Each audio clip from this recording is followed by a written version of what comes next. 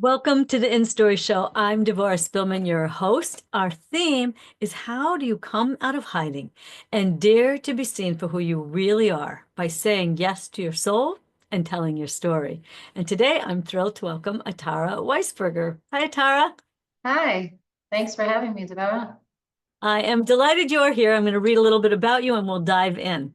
Atara Weisberger is a trailblazing health and wellness coach, personal development mentor, and co-author of the transformative book, How to Soul. Navigate your life path with clarity, inner peace, and joy. With a unique ability to blend ancient wisdom with actionable strategies, Atara empowers individuals to break free from emotional blocks, rediscover their inner strength, and cultivate lives rooted in authenticity and joy. I just love that. Love the theme of your book, obviously. So it fits so perfectly because, of course, the first question I love to ask everyone is, what does it mean to you to say yes to your soul? Hmm, Such a great question. What does it mean to say yes to your soul? First of all, I think it means that you have to know how to access it. You have to be familiar with it. You have to understand its voice and what its voice is not. And that there's a discovery process that comes first of what does it mean to even listen to my soul? What does it mean to tap into it? What does that mean for my decisions? What does that mean for my quality of life? And then to to live from it is to honor what comes up from there. So that honor it in your decisions, honor it in picking your path, honor it in terms of understanding what your mission is in this world, what your unique mission is in this world, and giving it the space to inform your life and as a foundation. And that doesn't mean that we are able to do it 100% of the time because our minds have to play a role and our bodies play a role. And it can't be the only piece of information, but it's certainly a powerful piece of information. And I think a lot of us haven't really quite figured out how to tap in to even include it in our life structure. So that's what I would say about living from that place. But no, I really love that because if you have no clue that what your soul is or how to connect to it, you can't say yes to it. Like you don't even know what you're supposed to say yes to. All right, so tell us a little bit about what that looks like in your life now. Like we had a little conversation before we started, and everyone's picture of saying yes to their soul looks different. And so I would love for you to talk about kind of how it looks now, and then maybe we'll jump back to kind of that other point of transformation for you. So there are so many pieces of how soul informs my life right now. In terms of like from a professional vantage point, so I've been a health and wellness coach I've kind of had three careers. I started out in the environmental field.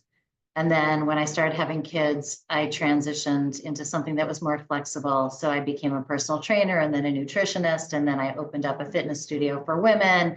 And then I moved strictly into health and wellness coaching. And I loved that. Like I really felt like that work was incredibly meaningful. I loved watching women really grow and change from the inside out. And it was very fulfilling.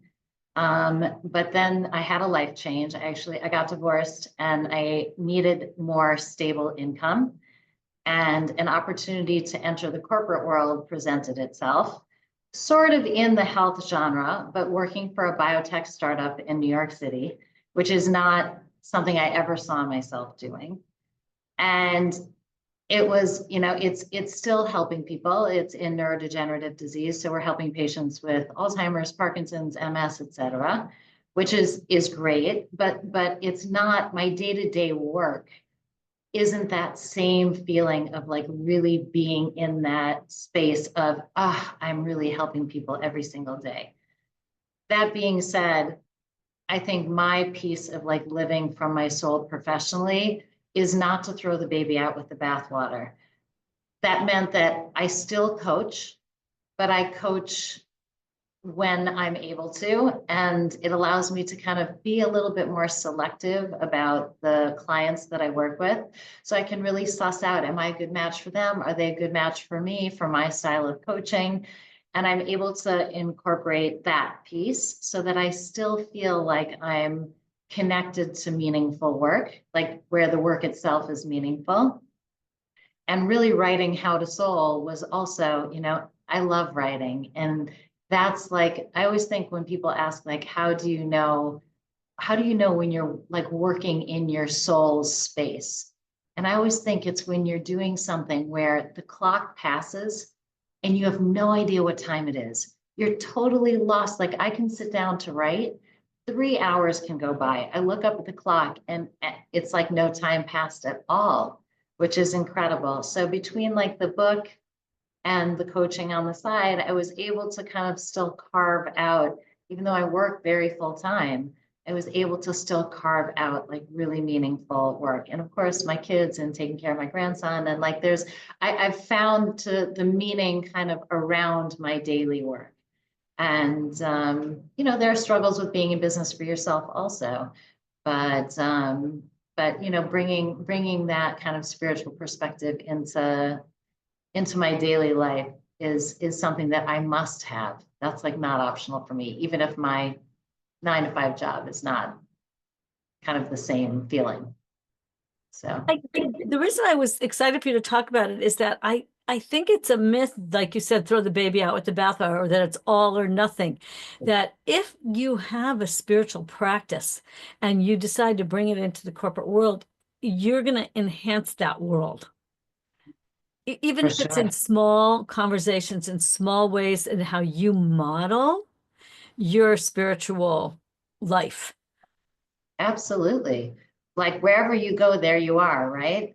And there's no question that it impacts, just like how you carry yourself. And when people see if there's a crisis at work and they see you remain centered, or I see it in that I how I connect with clients and how I connect with other team members and cross teams is there's no doubt that you can bring your spiritual self to the workplace, even if the workplace seems like it doesn't have space for that, because it can feel like that in the corporate world. It can feel like there's just no room for that stuff, right?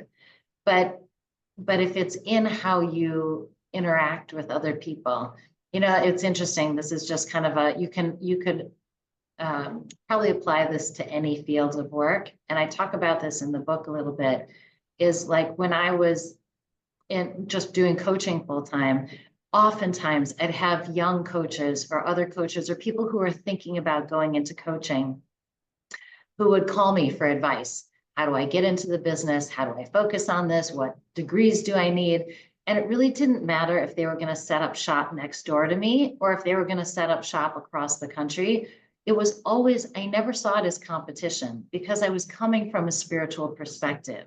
So I was coming from this place of in the spiritual world, the pie is infinite. Whatever's meant to be mine is going to be mine, and it can't be taken away from me. Whatever's meant to be yours is going to be yours, and it will never stay with me, no matter how much I might want it to. And I always went into it saying, if I help someone else in the spiritual universe, there's no way that I will come out further behind because I've helped somebody else achieve their mission and their purpose. It only strengthens the spot that I'm standing in.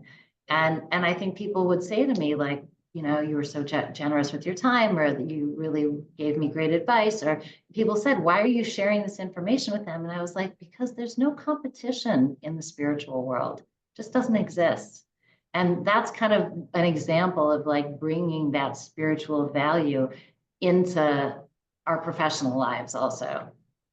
Right. It makes a huge difference. And a big part of what I talk about when I say come out of hiding and dare to be seen for who you really are, it doesn't mean you have to quit a job necessarily. Like there is something about saying, I'm going to commit to my deep creative spiritual work. Like I have a woman in my year program, and she's a full-time eye doctor in New Zealand. And Mm-hmm. she said, if I don't do this, I won't do it at all.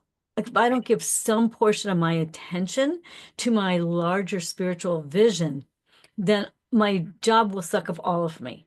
Right. And so it requires a choice to put some of your time and energy and attention on your spiritual soul work, whatever that is, because Yeah. the world will try to take it away from us. Like there is an intentional energy out in a lot of the world to get you to comply and obey and do what you're told and forget all that spiritual stuff.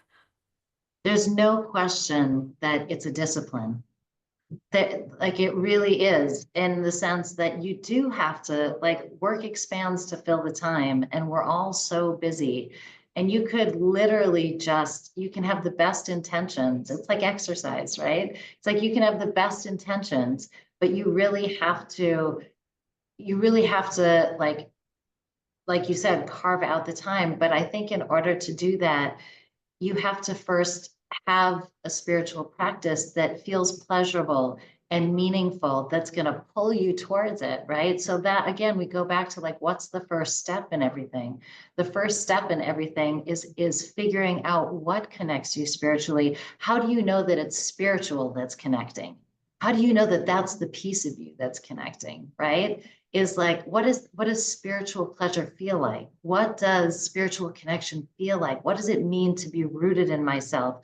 And what are the practices that get me back there? What are the practices that help me no matter where I am and how much time I have? And that answer is so different for everybody, because each of our spiritual DNA is different. It's like our physical DNA might be very similar one to another, right? I think Jill Taylor Bolte, or one of a neuroscientist, says like across humanity, 99.9% of our genes are identical. So what is it that makes us unique? It's certainly not seemingly the genetic DNA, right? Across entire humanity, there's less than 0.01 similarity, right? Percent. So it's our spiritual DNA. So what does that look like for you? And we have to kind of know what that is first, and then we can develop a practice that helps us access that. All right, so this is a good time to tell your Jewish story, Oh, right? okay. Because isn't that exactly what happened to you Yeah, yeah, I guess it is. in a I way, guess right? it is. That Yeah, you had to find, because if you grew up Jewish and you were secular, that isn't your spiritual path. right. Right, because I also grew up with Judaism wasn't my spiritual path until I Right, made it that. right, right. Yeah, I'm totally happy to tell that story. I mean, because it's just a dramatic, dramatic change. So, my family's Jewish, but we were raised like really without any. I mean, there was a little bit of background, but like very little. I had nothing to do with Judaism. I was always very spiritual. I think that's what led me to environmentalism, because that was really my spiritual connection. I didn't call it God because I didn't know if I believed in a God or not for, the first 27 years of my life. But I believed in karma, and I just knew that when I was in the woods, that I felt this, I now know it's my soul, but I felt this expansiveness in my chest. I felt this openness. I felt this like a powerful kind of universal love, I guess is what I would call it. And it was the most glorious feeling. But I never attributed it to soul per se, or God, or religion. Just not part of my lexicon at all. And certainly not part of, like, my parents sort of said, like, we would like to believe in God because it's kind of a nice concept, but sadly we don't. So it was like, really just, it just wasn't in my background. And then after graduate school, I went to work in Washington, D.C. for the federal government, for the EPA. And while I was there, I had a friend who had become religiously observant and moved to Israel. And he kept kind of trying to get me involved and get me involved. And I was like, no, no, no, no, this is not for me. This is not for me. This doesn't speak to me at all. And then at some point, he finally convinced me. He said, listen, there's this month-long program in Israel. Can you get off of work for a month, and it'll cost you almost nothing to go on this trip? And I was like, what's the catch?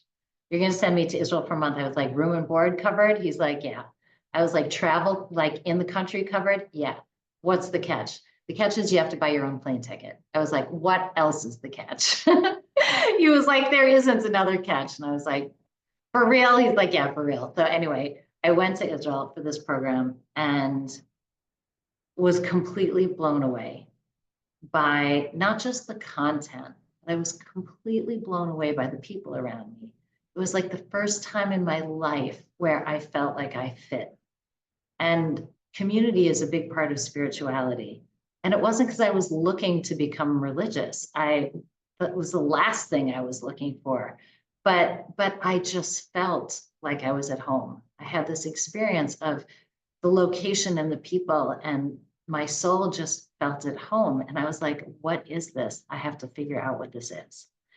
Why am I feeling this way? Who are these people? Why do they believe this? They were all so intelligent and so articulate. And I was like, if you believe this, maybe I should investigate. Like, are you brainwashed? Are you, wasn't sure. Anyway, so a month turned into a year.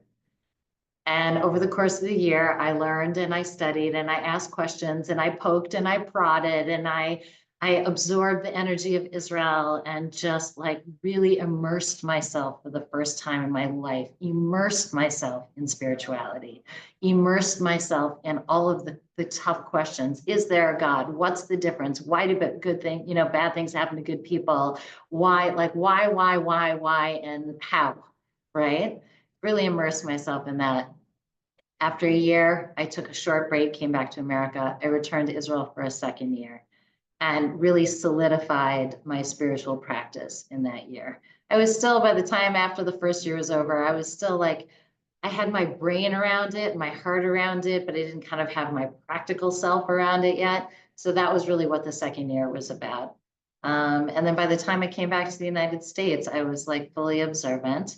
And soon thereafter got married and started having kids, and then just raised them as observant Jews, and eventually led to the book. So that was my story. Well, I think what the book does is it integrates your before and after stories, right? Right, Like say a little exactly. bit about the book and how it came to be and your co-author and like that. Tell us a little bit about that because I mean we have similar stories because I also grew up, in a secular Jewish family and left all Judaism and came back and now I integrate. And Right. so talk a little bit about that because I think that's a powerful path. It was writing the book was so fascinating. I'll tell you about my co-author first, and about us as a pair first, because it's just so fascinating. So he's an Orthodox rabbi who lives in Israel. What's his name? His name is Dov Littman, Rabbi Dov Littman, and he lives in Israel. And he was in Jewish education for most of his career. Then he went into politics in Israel, and now he runs an NGO. And we connected over like kind of health and wellness in the Orthodox community and the state of health and wellness and awareness of health and wellness in the Orthodox community. And through our conversations at some point, he said, did you ever consider writing a book? Because I was blending already in my practice.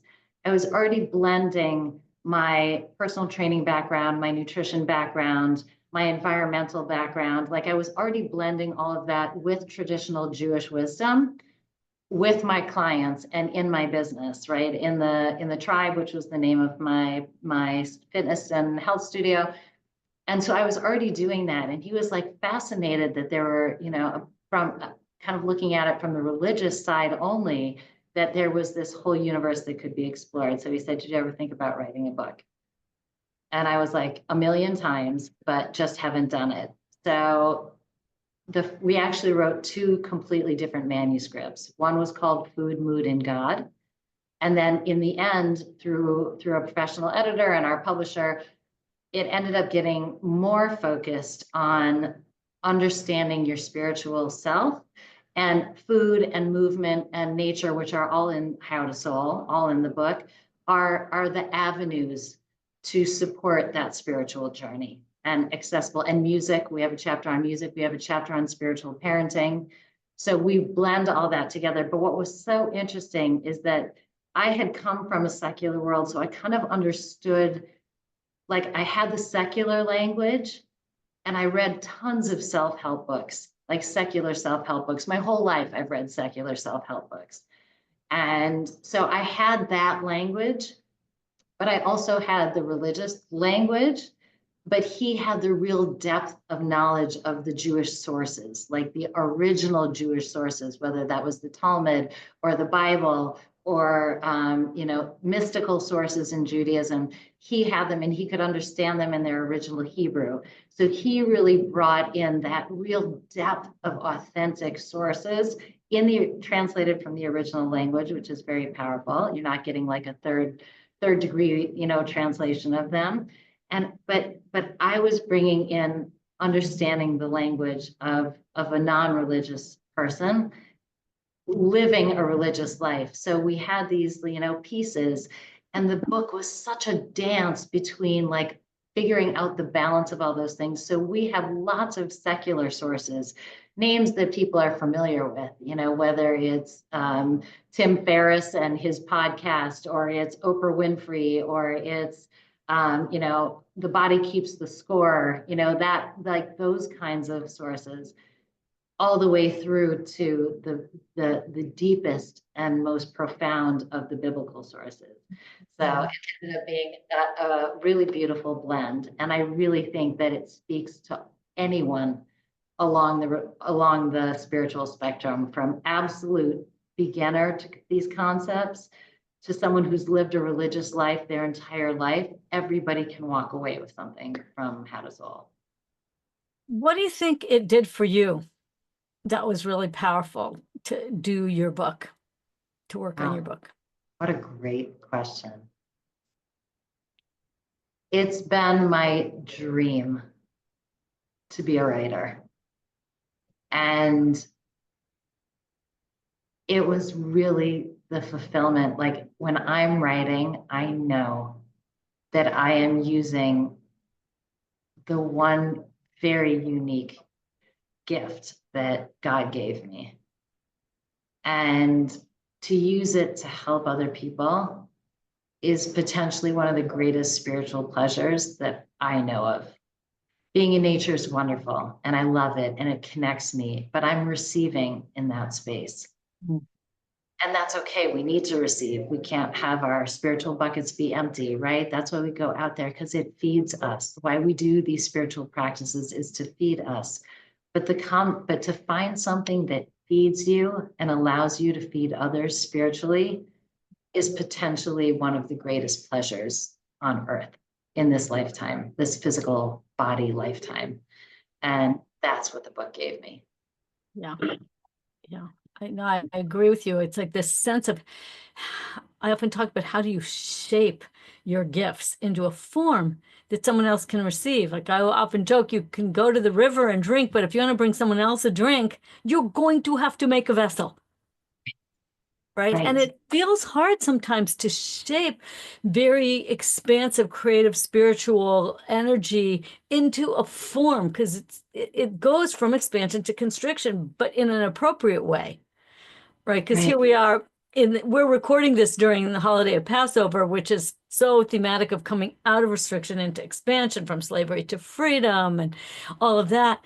And yet what you're saying is, in order to actually give back from all that nourishment, you must make it, you have to make a thing, right? Correct. And it's so interesting what you're, like, as you're talking, like, this idea of what is, not only what is your gift, but what is your vessel, right? Yes.